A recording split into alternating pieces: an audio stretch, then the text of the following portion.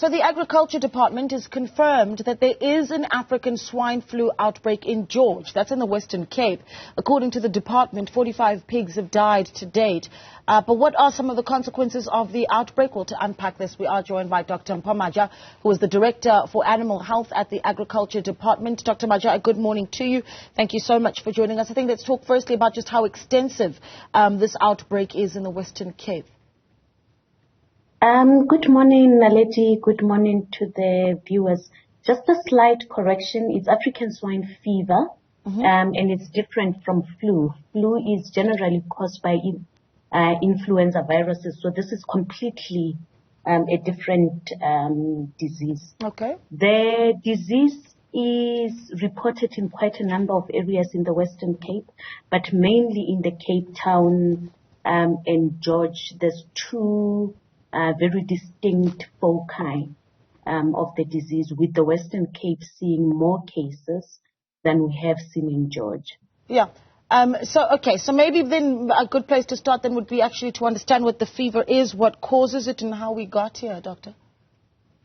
It's caused by a virus, and it generally is an African, or it used to be an African disease. That's the name, African swine fever.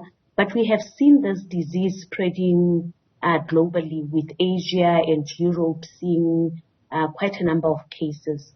It affects pigs, and our wild pigs are reservoirs, meaning that they harbor the disease, they carry the disease, they don't die from it. So it keeps jumping from our warthogs into our domestic populations every now and then.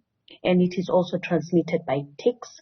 But the good news is that it does not affect people. It's not a zoonosis. Yeah. So the consumers are safe. All right. So that was going to be my next question, because obviously when we start thinking about how it impacts people, that then impacts on the farmers and how they're able to do business. So let's talk about what the impact is, and also just what the government is saying to farmers at this time, particularly those who are concerned that their pigs may have African swine fever. The advice that we give to farmers, or maybe first let me address the impact. Unfortunately, African swine fever kills a large number of pigs, over 90%. Once it gets onto your farm, over 95% of your pigs are going to die. So it does affect production. The advice that we give to farmers is to improve their biosecurity measures. We have actually lived with African swine fever in the northern parts of the country, the Limpopo area, for quite a number of years in the wild population, in the warthogs. And it didn't cross into the domestic population purely because of the biosecurity measures that we had and we still have in those areas. And if you look at the current map, it shows that Limpopo, that part of Limpopo, and because of the biosecurity measures and the people having learned over the years to live with the disease, they are not being affected. It's down south country where the disease is manifesting itself. So we are encouraging farmers to improve their biosecurity measures, make sure your pigs are confined, and those that cannot confine their pigs or cannot feed them commercial feed, to boil whatever they are feeding their pigs for at least 30 minutes, not less than 30 minutes. If you can afford to boil it longer, please go ahead and boil it for much longer. Yeah. Are there any sort of vaccination resources that the department is able to share with farmers? Because I'm imagining that once you're dealing with, after the effects of the Africa swine fever, and you're possibly losing 95% of your livestock, that's very concerning.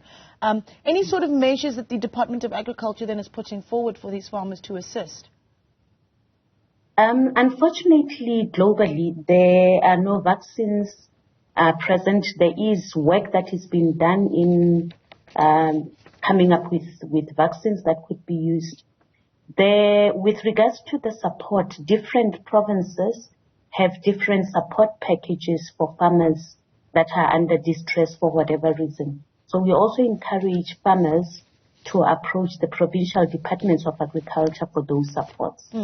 Okay, and I'm not going to keep you for long because I think that we'll certainly catch up with you as you continue to deal with the outbreak in the Western Cape. But I think for those of us that are not farmers but really are consumers, many worried about their bacon, of course, the message from the Department of Agriculture is nothing to worry about for the consumer. Safe to eat. Safe to eat. That's what we wanted to hear. Okay, we really appreciate it. Thank you so much for joining us, Dr. Mpho Maja, who is the Director for Animal Health at the Department of Agriculture.